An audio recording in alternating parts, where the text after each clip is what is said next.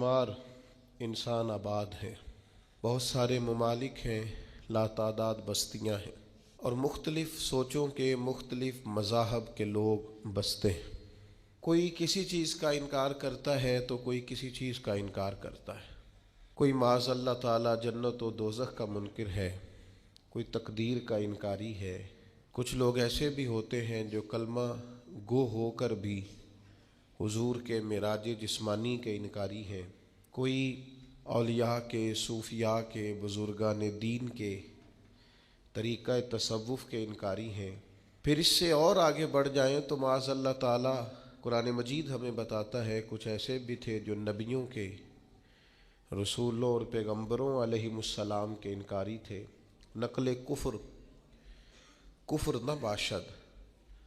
कुछ लोग तो अल्लाह का भी इनकार करते हैं, वजूद बारी ताला के ही सिरे से कायल नहीं है।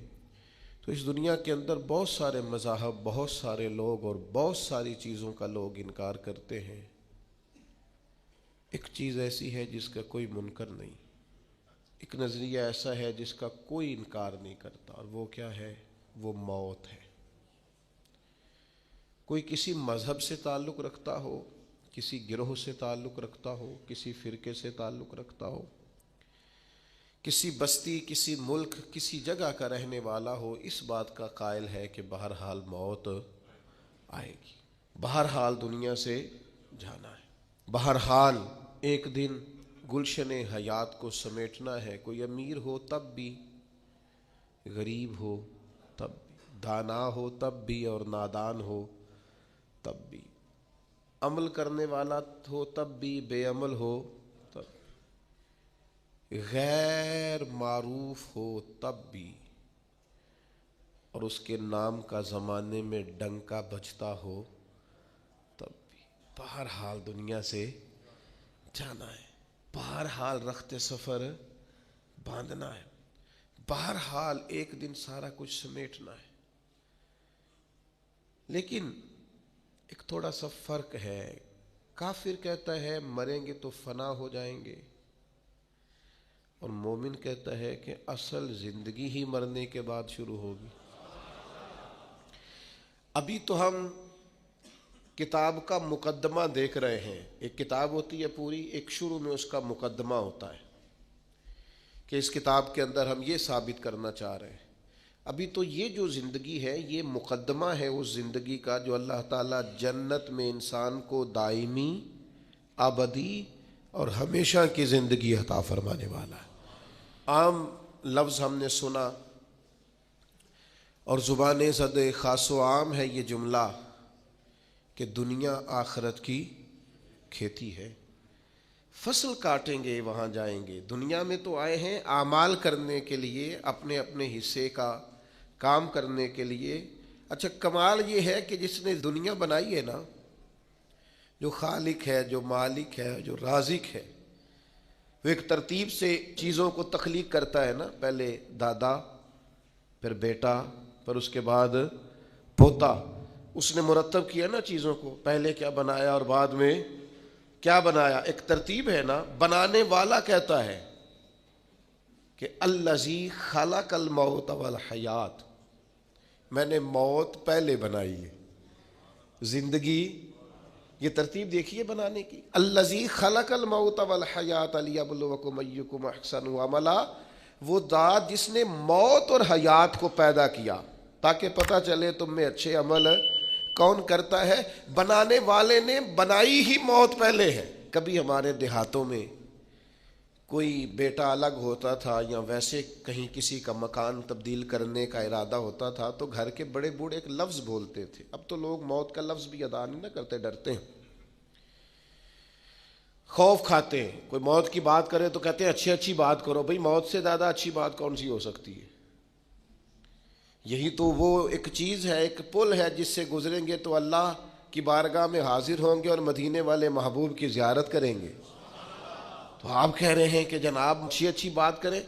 पुराने बड़े बूढ़े बुजुर्ग जब कोई नया मकान ख़रीदते थे या किसी नई जगह शिफ्ट होते थे तो कहते थे गली ऐसी होनी चाहिए कि मरने वाले की चारपाई तो गुजर सके, जाने वाले की मैयत तो गुजरे। اچھا بھائی مکان تو زندگی کے لیے لیا جا رہا ہے، گھر تو زندگی کے ایام گزارنے کے لیے لیا جا رہا ہے، آپ موت کی بات کر رہے ہیں۔ تو میرا خیال ہے ان کا فلسفہ اس لیے درست تھا کہ قرآن کہتا ہے الذی خلق الموت والحیات، بنانے والے نے بنائی ہی موت پہلے، یہ پہلے بنائی، اور پھر یہ کہ کوئی بچے گا، پھر یہ کہ کوئی ایسا ذی روح ہے جس میں جان تو آئی ہو موت نہ آئے۔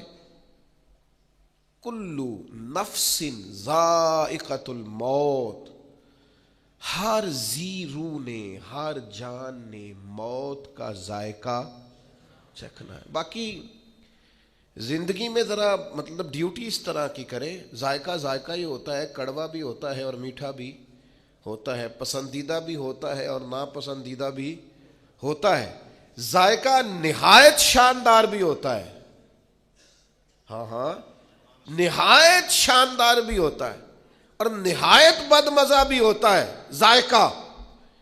تو موت کا ذائقہ بھی بلا مثال و بلا تشبیہ کچھ لوگوں پر بڑا کڑوا ہے، اور حضرت سعد بن ربیع جیسے لوگ بھی ہیں، جنگ احد میں کچھ ایسے صحابہ بھی ہیں جنہوں نے اپنے زخمی وجود کو گھسیٹا ہے اور لا کر اپنے سروں کو حضور کے مقدس قدموں پہ رکھا ہے۔ نجم کی اے خدا آرزو ہے یہی، اور عاشق زار کی آبرو ہے یہی، موت کے وقت سر ان کے قدموں میں ہو، دید ہوتی رہے، دم نکلتا رہے۔ یہ بھی موت ہے، این بالکل حضور علیہ السلام کی بارگاہ میں، حضور کے سامنے بالکل۔ تو بھائی یہ ذائقہ ہے، موت ایک ذائقہ، اس ذائقے کو چکھنا ہے۔ تو جو ذائقہ دنیا میں جس طرح کے اعمال کریں گے، آخر میں ذائقہ بھی اسی طرح کا نصیب ہو جائے گا۔ پھر ایک بات اور ہمیشہ ذہن میں رہے کہ موت کا وقت مقرر ہے۔ حضرت مولا علی شیر خدا رضی اللہ تعالیٰ عنہ سے کسی نے کہا کہ آپ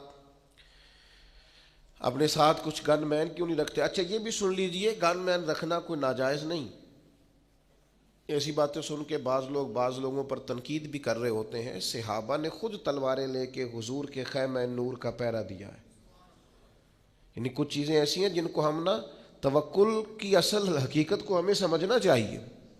صحابہ نے خود حضور کے جب بہت زیادہ خطرہ بڑھ گیا یہودیوں کی طرف سے، تو حضرت مولا علی تلوار لے کر حضور کے خیمے کے باہر بیٹھا کرتے۔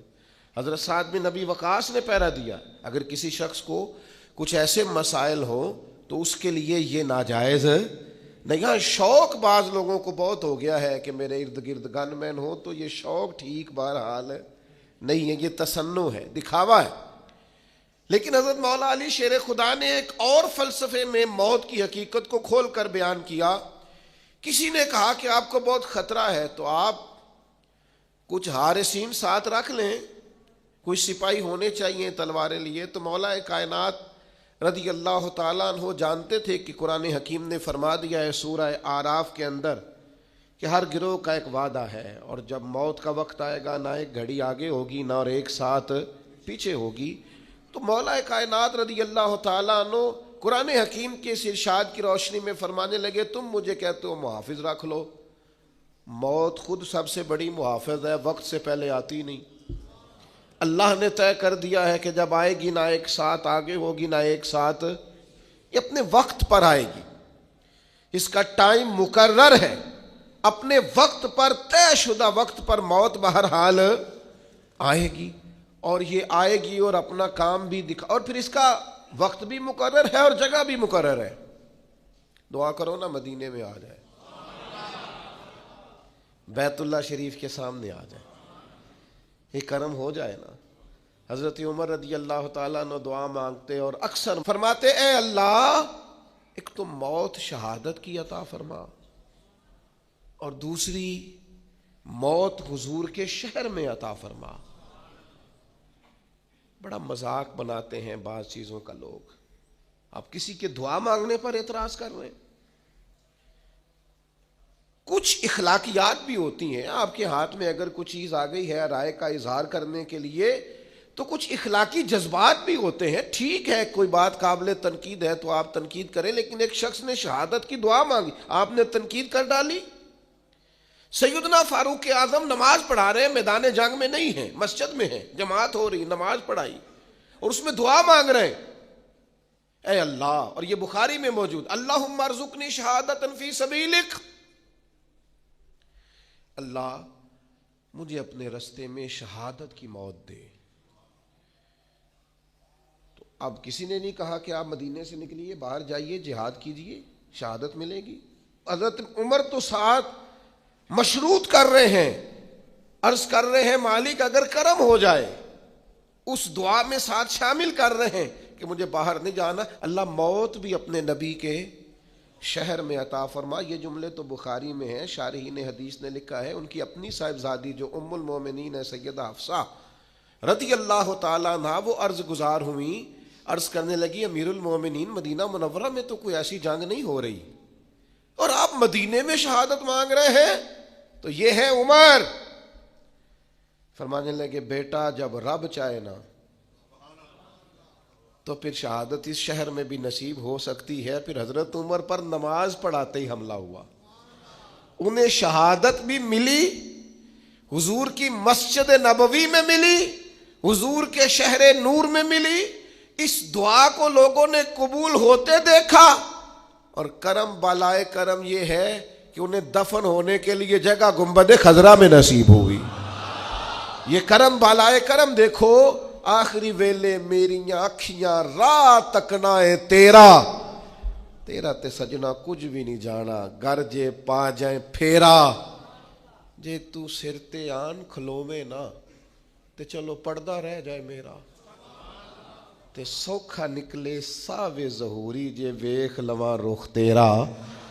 اگر ایسا کرم ہو جائے تو پھر بڑی بات ہے، کرم ہو جائے ایسا تو ہو گیا، جناب عمر کی دعا مقبول ہوئی۔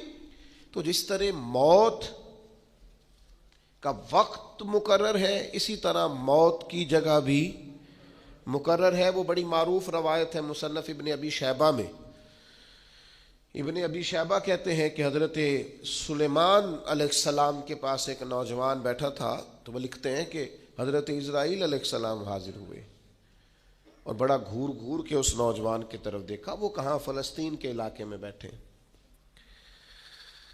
تو تھوڑی دیر کے بعد حضرت اسرائیل علیہ السلام تشریف لے گئے، تو جناب سلیمان علیہ السلام سے وہ نوجوان کہنے لگا یہ کون تھے جو مجھے گھور رہے تھے؟ فرمایا جناب اسرائیل ہیں۔ کہنے لگا حضور مجھے تو ڈر لگنے لگا، ہوا کو حکم نہیں دیتے مجھے سرزمین ہند میں پہنچا دے؟ وہ کہاں سے چلے، ہواؤں کے دوش پر سوار ہو کے یہاں پہنچے۔ کچھ دنوں کے بعد حضرت اسرائیل پھر حاضر ہوئے، جناب سلیمان علیہ السلام نے کہا میرے دوست کو بڑا گھور کے دیکھتے تھے۔ عرض کی حضور بڑا پریشان تھا، دل میں خیال آتا تھا حکم تو یہ ہے کہ ہند میں روح قبض کرنا، اور یہ فلسطین میں بیٹھا ہے اور مجھے اگلی روح اس کی قبض کرنی ہے۔ تو حضرت سلیمان کہنے لگے یہ حکمت ہے نا مالک کی غالب آئی، جہاں اس کا وقت تھا وہیں جانے کی اس نے خواہش ظاہر کر دی، اور وہ سینکڑوں اور ہزاروں میلوں کا سفر ہوا کے دوش پر سوار ہو کے وہاں پہنچ گیا۔ عزیز دوستو، وقت بھی مقرر ہے اور جگہ بھی۔ ہاں ایک بات ضرور ذہن میں رکھیں کہ بہرحال کچھ لوگ ایسے ہیں جو موت سے ڈرتے ہیں، زیادہ تر وہ لوگ موت سے ڈرتے ہیں جن کے پاس سہولیات زیادہ ہے، زندگی آسودہ ہے، جنہوں نے بہت ساری آسانیاں اپنے ڈرائنگ روم میں جمع کر لی ہیں، بہت اپنے ماحول کو انہوں نے آرام دہ کر لیا ہے، وہ موت سے بہت زیادہ خوف کھاتے ہیں، وہ ڈرتے ہیں۔ موت کا ڈر انسان کو بزدل بنا دیتا ہے۔ ایک دفعہ بھی زندگی میں کلمہ حق نہیں کہہ سکتا بندہ، وہ کچھ لمحوں کے لیے بھی احقاق حق کے لیے کھڑا نہیں ہو پاتا۔ موت کا خوف لوگوں کو رات کی نیند ان کی لے جاتا ہے، موت کا ڈر وہ اس طرح سے انسان کے گرد شور کرتا ہے جیسے کوئی سانپ پھنکار رہا ہو۔ موت جن لوگوں کے قریب آ جاتی ہے وہ بزدل ہو جاتے ہیں، وہ صرف سانپوں سے نہیں ڈرتے، رسیوں سے بھی ڈرتے پھرتے، چھوٹی چھوٹی چیزوں کے معاملے میں خوف زدہ ہو جانا، زندگی اپنے لیے دشوار کر لینا، اور اس کی دلیل صحیح حدیث میں موجود ہے۔ نبی کریم صلی اللہ تعالی علیہ وسلم نے فرمایا صحابہ سے کہ قیامت کے قریب لوگ تم پر اس طرح ایک دوسرے کو بلائیں گے جیسے کھانے پہ بلایا جاتا ہے، آؤ مسلمانوں کو ماریں، آؤ مسلمانوں کو ماریں، آؤ، لوگ دعوت دیں گے مسلمانوں کے قتل عام پر۔ تو چونکہ صحابہ جذبہ جہاد سے معمور لوگ تھے، ان کے اندر تو ہر وقت ولولہ رہتا تھا، وہ تو شہادت کی آرزوئیں لیے، کبھی بدر میں، کبھی احد میں، کبھی خندق میں، کبھی حنین میں، ہر جگہ وہ تیار بیٹھے رہتے تھے۔ تو عرض کی یا رسول اللہ ایسے کیسے ہو جائے گا؟ کیا ہم لوگ تھوڑے ہو جائیں گے؟ مسلمان محدود ہوں گے؟ فرمایا تم تو بڑی تعداد میں ہوگے، مسلمانوں کی کثرت ہوگی، 56 کے قریب اسلامی ممالک۔ تو یا رسول اللہ پھر کافر ہم پر کیسے لوگوں کو بلائیں گے؟ تو فرمایا تمہیں وہن ہو جائے گا، کمزوری آ جائے گی۔ یا رسول اللہ وہ کیسے آتی ہے؟ فرمایا جب دنیا سے پیار ہو جائے اور موت کو بندہ ناپسند کرنے لگے، اسے موت سے کراہت آئے، وہ ڈرے کہیں مر نہ جاؤں، کہیں موت نہ آ جائے۔ جو ڈر کر مریں گے مر وہ بھی جائیں گے، اور جو مولا علی شیر خدا کی طرح میدان میں تلوار لگنے پر کہیں گے شہادت کے وقت کہ فزت برب الکعبہ، لو بھی کعبے کے رب کی قسم علی کامیاب ہو گیا ہے، تو چلے تو وہ بھی جائیں گے، رخصت تو وہ بھی ہو جائیں گے۔ تو زندگی تو ان کی بھی بیت گئی، لیکن کچھ ایسے لوگ ہوتے ہیں، حضرت علی فرمایا کرتے تھے علی نہیں گھبراتا، علی موت پہ جا گرے یا موت علی پہ آ گرے، ہم نہیں گھبراتے، یہ بس یہ آنی تو ہے، یہ گھر میں بھی آئے گی، بستر پہ بھی آئے گی، ہاسپٹل میں بھی آئے گی۔ تو کیا شان ہے کہ حسین ابن علی کا سر کٹ بھی گیا ہے پھر بھی سب سے اونچا ہی نظر آتا ہے، پھر بھی اونچا ہی نظر آتا ہے۔ بھائی خوف نہیں، موت کی جگہ بھی مقرر ہے، وقت بھی مقرر ہے، اور یہ طے ہے۔ اور آپ مجھ سے ناراض نہ ہوئیے گا، اتنے زیادہ دعوے نہیں کرنے چاہیے میرے بچوں کا کیا بنے گا۔ آپ راضی ہیں بچوں کے؟ میرے گھر کا بنے گا کیا ہے؟ آپ کیا ہے؟ ہم بھلا ہم پالتے ہیں بچوں کو، جن کے والدین ان کے پیدائش سے پہلے انتقال کر جاتے، کبھی ان لوگوں کو دیکھو کتنے کتنے بڑے انقلاب برپا کیے ان لوگوں۔ وہ ہمارے علماء نے مسئلہ لکھا ہے، فرمایا جس کے والدین موجود ہوتے ہیں نا، اس کی بھی رب ہی پرورش کرتا ہے، لیکن بالواسطہ کرتا ہے ماں باپ کے ذریعے سے۔ لیکن فرمایا جس کے ماں باپ کو لے جاتا ہے نا، یتیم ہو جاتا ہے، اس کی تو ڈائریکٹ رب کریم پرورش فرماتا ہے، وہ تو بلا واسطہ ہے۔ اب تو اللہ تبارک و تعالیٰ کا کرم ہی اس کی نگہداشت کرتا ہے، اب تو اللہ کی رحمت کا حصار اس کے گرد ہوتا ہے۔ موت کے معاملے میں اپنے آپ کو مضبوط کریں، ذہنی طور پر طاقت۔ 2 حدیثیں کنز المال سے عرض کرنی ہے، آپ نے یاد رکھیں گے انشاءاللہ تعالی۔ ایک تو حضور نے فرمایا الموت ریحانۃ المومن، فرمایا موت مومن کے لیے گلدستہ ہے، اور دوسرا فرمایا الموت تحفۃ المومن، موت مومن کے لیے تحفہ ہے۔ سمجھو نا یار، یہ دونوں روایتیں کنز المال میں موجود۔ موت مومن کے لیے گلدستہ ہے، موت مومن کے لیے تحفہ ہے۔ اور بول پڑے درویش، وہ کہنے لگے موت تو ایک پل ہے، پل سے گزریں گے تو مدینے والے محبوب کی زیارت نصیب ہو جائے گی، اللہ کا دیدار نصیب ہوگا، گزریں گے تو۔ یہ ایک پل ہے، آج پھولے نہ سمائیں گے کفن میں آسی، قبر کی رات تو ہے ان سے ملاقات کی رات۔ وہ بھائی موت دیکھیں نا، وہ جو ہمارے صوفیاء کہتے ہیں نا موت قبل ان تموت، تم پتہ کیا کرو، اگر تم چاہتے ہو نا موت پھول بن جائے، اگر تم چاہتے ہو نا کہ موت تحفہ بن جائے، تو اس طرح کرو، موتو قبل ان تموت، مرنے سے پہلے مر جاؤ، مرنے سے پہلے فنا کر دو ناجائز خواہشات کو، مار ڈالو اپنے اندر سے تکبر کو، مار ڈالو ہرس کو، ہوس کو، طمع کو، لالچ کو، عداوت کو، بغض کو، غیبت کو، اسے مار ڈالو۔ حضرت سلطان باؤ رحمت اللہ علیہ فرمانے لگے کیتی جان حوالے رب دے، اسا ایسا عشق کمایا ہے، مرن تو پہلو ہی مر گیا، باہو تا مطلب نو پایا ہے، نے پہلے ہی تے وارث شاہ وہ کدوں پھر مر دے جنہ کیتیاں نیک کمائیاں نے، مرن تو پہلو ہی مر گئے، باہو تا مطلب نو پایا۔ او بھائی جو چیز ختم کرنے والی ہے اسے ختم کرتے نہیں. اور ایک اور حدیث بھی سناؤں آپ کو مومن کی موت کے تعلق سے. اس کو امام بہقی نے لکھا ہے. نبی پاک صلی اللہ تعالی علیہ وسلم نے فرمایا موت مومن کے لیے گناہوں کا کفارہ ہے. مومن کو کوئی بھی تکلیف آتی ہے تو گناہ معاف ہوتے ہیں نا. حضور نے فرمایا کانٹا بھی چبھے تو گناہ معاف ہوتے ہیں. تو موت کی سختی مومن کے گناہ معاف کراتی ہے. یہ ایک ایسی چیز. اعلیٰ حضرت فاضل بریلوی رحمت اللہ تعالی علیہ فرماتے ہیں بہت سارے بندے ایسے ہوتے ہیں جن کے ذمہ گناہ ہوتے ہیں، لیکن جب ان کا انتقال ہو جائے تو رب ان کے صغائر کو اپنے فضل سے معاف کر دیتا ہے، وہ طیب و طاہر ہو جاتے ہیں. ہاں حقوق العباد کا کوئی مسئلہ نہ ہو، ایسا کوئی مسئلہ نہ ہو جو بندے کے حق سے تعلق رکھتا ہو، باقی اللہ تعالیٰ معاف کر دیتا ہے. کیوں؟ اس لیے کہ موت مومن کے لیے کفارہ بن جاتی ہے. اس کی سختی، اس کی تکلیف انسان کے گناہوں کو. ایک اور بھی چھوٹی سی بات آپ کو سمجھا دوں برسبیل تذکرہ. یہ بھی چھوڑ دیں کہ فلانے کا چہرہ بڑا نورانی تھا اور فلانے کی حالت جو تھی وہ اس طرح کی تھی.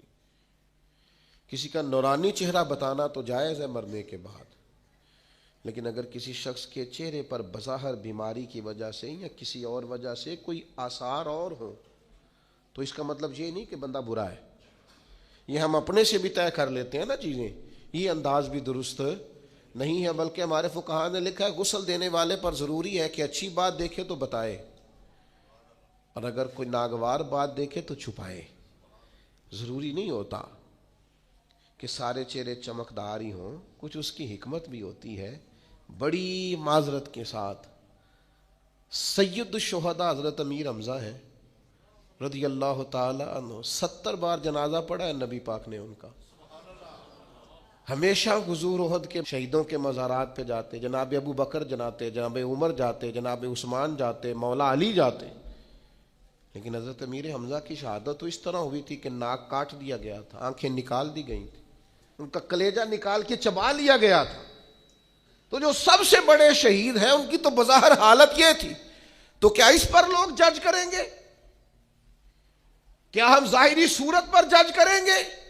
اس لیے جو فیصلے حشر میں رب نے کرنے ہیں نا، وہ مہربانی کریں دنیا میں کرنے چھوڑ دیں. جو ہمارا ذمہ نہیں ہے اس پر کلام نہ کریں. جو باتیں عند اللہ ہیں ان کو عند اللہ چھوڑ دیں. ہو سکتا ہے کچیرا بھی غم زدہ ہو، جب قبر میں حضور کی زیارت کرے تو پھر تازہ دم ہو جائے. یہ دیکھیں نا میاں صاحب کہتے ہیں مرن تو بعد دو مکھڑا میرا ہو جاوے جے تازہ، پھر سمجھ لینا محبوب میرے نے آن پڑے ہے جنازہ.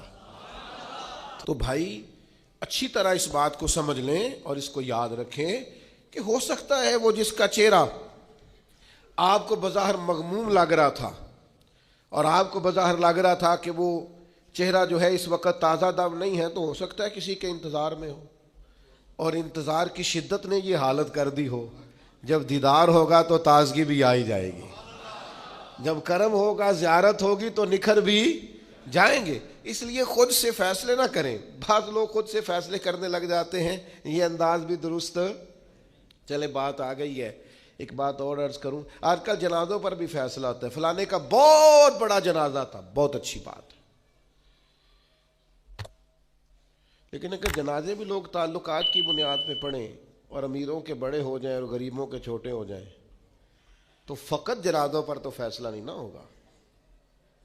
صحابہ میں عظیم ترین ہستی ہے حضرت ابو ذر غفاری کی بیٹی. ان کا بیٹا حضور کے اونٹ چراتا، بیوی سے کہا نبی پاک کی ازواج کی خدمت کرنا، خود حضور کی مسجد میں جھاڑو دیتے. میرے نبی پاک نے فرمایا زمین کے اوپر آسمان کے نیچے میرے ابو ذر غفاری سے سچا بندہ کوئی نہیں. جنازہ 5 لوگوں نے پڑھا ہے. جاؤ ایسی کسے دیکھو جنہیں یہ لگتے. نہ کوئی ساڈا دردی، اپنی اکیلے رہتے تھے بیوی کے ساتھ ربضہ میں. اپنی اہلیہ سے کہا میرا انتقال ہو جائے تو کفن کے لیے بھی کسی کو تکلیف نہ دینا، یہی میرا کمبل دھو کے اس میں کفن دے دینا اور کھڑی ہو جانا، اللہ بندے بھیج دے گا. تو اہلیہ کہتی ہے میں تنہا عورت دیکھ رہی ہوں، کون آئے گا؟ صحابی رسول کا وصال ہو رہا ہے. سامنے سے سیدنا عبداللہ ابن مسعود چند ساتھیوں کے ساتھ گزرے. ایک عورت کو پریشان دیکھ کے پوچھا بہن کیوں کھڑی ہو؟ کہنے لگے شخصیت کا انتقال ہو گیا ہے، جنازہ پڑھ دو گے؟ تو عبداللہ ابن مسعود نے کہا کون ہے؟ آگے بڑھ کے دیکھا تو کہا اللہ اکبر اللہ اکبر اللہ اکبر. اور پھر آگے بڑھ کے حضرت عبداللہ ابن مسعود پیشانی کو چوما اور کہا یار تو وہ ہے جس سے ہمیشہ رسول پاک راضی رہے. 5 لوگوں نے جنازہ پڑھا. غریبوں کے جنازے چھوٹے ہوں تو اس کا مطلب ہے ان کا اعزاز کوئی نہیں نا. جس طرح کسی امیر کی قبر میں مدینے والے محبوب کرم نوازی فرماتے ہیں، ہو سکتا ہے غریبوں پر اس سے بڑھ کر مہربانی ہوتی ہو، لہذا مہربانی کریں. جو فیصلے قیامت کو ہونے جا رہے ہیں ان فیصلوں کو دنیا میں طے کرنے کی کبھی بھی کوشش نہ کریں، وہ چھوڑ دیں. ان اللہ صبح قیامت کیا چیزیں طے ہوتی.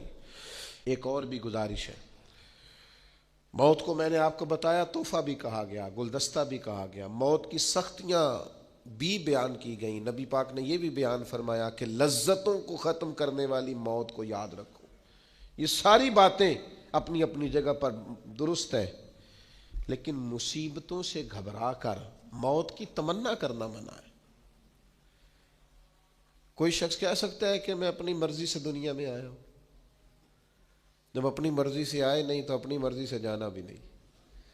جب اس نے چاہا دنیا میں بھیجا، جب چاہے گا دنیا سے لے جائے گا.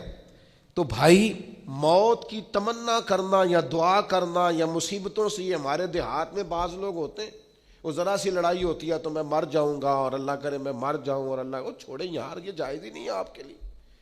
آپ کیا ایسی بات کر رہے ہیں؟ نبی پاک صلی اللہ تعالی علیہ وسلم نے منع کیا. حضرت انس بن مالک رضی اللہ تعالیٰ عنہ حدیث کے راوی ہیں، حضور علیہ الصلوۃ والسلام نے فرمایا تم میں سے کوئی شخص بھی مصیبت آنے پر موت کی تمنا نہ کرے. ہاں ایک دعا کی اجازت ہے بخاری شریف میں، ایک دعا کر سکتا ہے. وہ دعا کیا ہے؟ وہ دعا یہ ہے کہ الہی جب تک میرے لیے زندہ رہنا بہتر ہے مجھے دنیا میں رکھ، اور جب میرا دنیا سے جانا تیری حکمت کے قریب ہے تو پھر مجھے تو اپنی بارگاہ میں بلا لے. ان لفظوں کے ساتھ اس حد تک تو دعا کرنے کی اجازت ہے، لیکن ذرا ذرا سی بات پر، ذرا ذرا سے جھگڑے پر کہنا میں نے مر جانا ہے اور میں اب ختم ہو گیا. مصیبتیں آئی ہیں، ذرا کھڑا تو ہو. انعام تو نے بڑے خوش ہو کے قبول کیے ہیں، ذرا دکھ بھی خوش ہو کے قبول کر. راحتیں اور رحمتوں کو تو نے بڑی آسانی سے قبول کیا ہے، اگر اس کی طرف سے آزمائش آئی ہے تو ذرا قبول کر.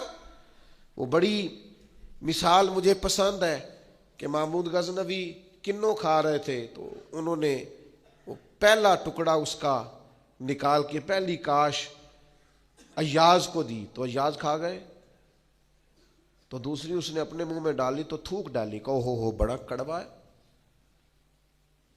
تو نے بتایا نہیں تو کھا گیا. تو ایاز بڑا دھیما آدمی تھا، کہنے لگا بادشاہ تیرے ہاتھوں سے ہمیشہ میٹھے ملے ہیں، اب ایک کڑوا آیا ہے میں تھوک دیتا تو یہ کوئی آئین وفاداری تو نہیں تھا، میں نے اس کی کڑواہٹ نہیں دیکھی، میں نے تو وہ ہاتھ دیکھے ہیں جہاں سے ملا ہے.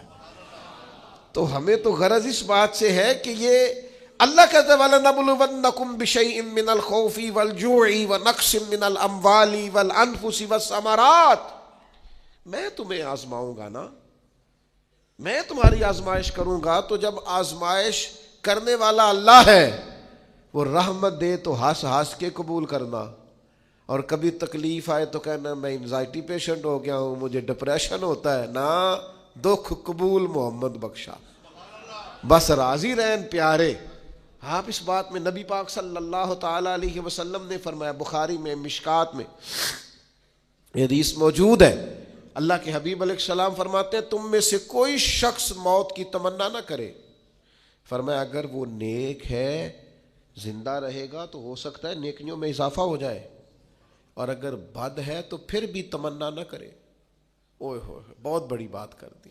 کریم کی تو ہر بات ہی بہت بڑی ہے. فرمایا بد بھی موت کی تمنا نہ کرے، ہو سکتا ہے رب توبہ کی توفیق عطا فرما دے تو توبہ کر کے دنیا سے جائے.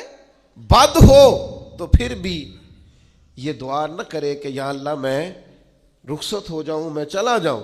تو میرے عزیز دوستو بس ایک کام ہے جو کرنے والا ہے. جس کے لیے نبی پاک صلی اللہ تعالی علیہ وسلم نے ہماری توجہ دلائی ہے، موت کو بھولنا نہیں، اسے یاد رکھنا ہے۔ دنیا سے جانا ہے، اس بات کو کبھی بھولنا۔ آپ میں سے جس نے جہاں جہاں جانا ہے سب کو یاد ہے نا، فلاں کام کرنا ہے، فلاں کام کرنا ہے، فلاں کام کرنا ہے، کس کو کتنے بجے کا ٹائم دیا ہے، کس کی گاڑی کتنے بجے کی ہے، سب یاد ہے نا، کوئی بھولا ہوا؟ بس موت کو بھی بھولنا نہیں۔ لوگ نہ بھول جاتے ہیں۔ نبی پاک علیہ السلام نے فرمایا اس شخص کو اللہ قیامت کے دن شہیدوں کے ساتھ کھڑا کرے گا جو ایک دن میں 20 مرتبہ موت کو یاد کرتا ہے۔ کیا مطلب ہے یاد کرنے کا؟ تسبیح کرے، موت موت موت موت موت 20 پورے کر لے، یعنی 20 بار کم از کم دن میں یہ تصور پیدا کرے کہ مجھے دنیا سے جانا ہے۔ اور اس کا یہ مطلب بھی نہیں کہ دنیا کے سارے کام کاج چھوڑ دے، معنی یہ ہے کہ دنیا کا کوئی کام کرنے سے پہلے بھی سوچ لے مر میں نے جانا ہے، نہ میں رشوت لوں گا، نہ بددیانتی کروں گا، نہ جھوٹ بولوں گا، نہ غیبت کروں گا، نہ کسی کو تکلیف دوں گا، نہ میں کسی کا حق ماروں گا، چونکہ میں نے تو مر جانا ہے۔ 20 بار یہ تصور جمائے تو شہیدوں کے ساتھ کھڑا کیا جائے گا۔ معنی کیا ہے کہ 20 بار جو یاد کرے گا وہ تو چھوڑ دے گا گناہ، اس کی تربیت ہو جائے گی، اسے خیال آئے گا کہ میں مہمان ہوں۔ اور کس طرح اپنی آخرت کو یاد کرے؟ حضور علیہ الصلوۃ والسلام نے فرمایا صبح ہو جائے تو رات کا انتظار نہ کرنا، اور رات ہو جائے تو صبح کا انتظار نہ کرنا۔ یہ نہ سوچنا کہ دن چڑھے گا، بس تم خیر کر گزرو، نیکی کر گزرو۔ ایک بات صرف ذہن میں کبھی نہیں بھولنی، الایمان بین الخوف والرجاء۔ ایمان کی تعریف یہ ہے کہ خدا سے ڈرتا بھی رہے اور اللہ کی رحمت کی امید بھی رکھے، ہمیشہ اعلیٰ گمان رکھے اپنے رب سے، اعلیٰ ترین گمان ہو، کمال۔ حضرت سیدنا انس بن مالک رضی اللہ تعالیٰ عنہ بیان کرتے ہیں، امام ابن ماجہ نے اس کو نقل کیا ہے، فرماتے ہیں کہ نبی پاک علیہ السلام ایک بیمار کی تیمارداری کے لیے تشریف لے گئے تو حضور نے فرمایا بھئی تیری کیفیت کیا ہے؟ اس نے کہا حضور اپنے گناہوں سے ڈرتا ہوں اور اپنے رب کی رحمت کی امید بھی بڑی ہے کہ وہ کریم بڑا ہے، معاف کر دے گا۔ بیمار تھے، علیل تھے، گناہوں سے ڈرتا ہوں پر اس کی رحمت پر امید بڑی مضبوط ہے۔ تو حضور وہاں سے نکل رہے تھے تو صحابہ کرام علیہم رضوان سے فرما رہے تھے یہ جس بات کی امید رکھتا ہے نا وہ بات اسے ضرور ملے گی، یعنی اللہ تعالیٰ اس پر رحمت فرمائے گا۔ اور حضور فرمانے لگے جس چیز سے ڈر رہا ہے نا اس سے محفوظ رہے گا، یعنی اسے ڈر ہے نا کہ گناہوں پر سزا ملے گی تو انشاءاللہ یہ اس سے، میرے عزیزو اپنی موت کو یاد رکھنا ہے، اپنی آخرت کی تیاری کر کے رکھنی، اور وہ تیاری رازدار قسم کی ہو۔ وہ تیاری لوگوں کو نہیں بتانی کہ میں سویرے سحری میں اٹھتا ہوں اور میں نفل پڑھتا ہوں اور 14 عمرے کر چکا ہوں، شکر ہے اللہ نے 3 دفعہ آج پہ بلایا ہے۔ یہ لوگوں یہ تیاری ہے آخرت کی، یہ بتانی نہیں کسی کو۔ ان اللہ جو معاملات ہیں ان میں تیار رہیں، ذہنی طور پر، فکری طور پر، اور کوئی مطلب اس کا نہیں ہے کہ سارے کاروبار حیات چھوڑ کے مسجد میں بیٹھ جائیں، بس جہاں بیٹھیں یہ یاد رکھیں دنیا سے جانا ہے، جو کروں گا دیانتداری سے کروں گا، اللہ سے ڈر کے کروں گا، اپنی موت اور حشر اور آخرت کے لیے تیار رہیں۔